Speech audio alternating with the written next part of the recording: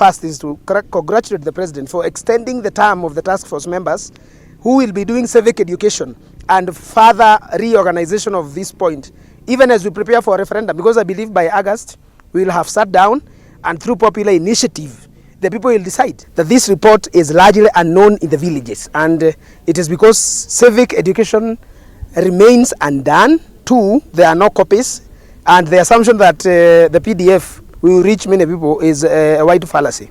So today, we decided by the platform of the church to come and speak to hundreds of young people gathered for a convention in Marmanet, Laikipia, so that we can speak to them about the contents of this beautiful document in our times.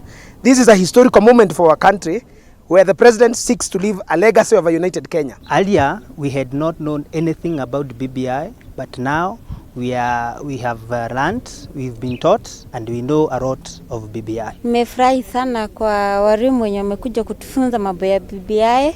Hatuko tunajua vile BBI inasema. Tulikuwa tunasikia rumors huko about BBI, lakini sasa tumefurahi tumejua mambo na BBI na tunajua sisi wana youth tutasaidika.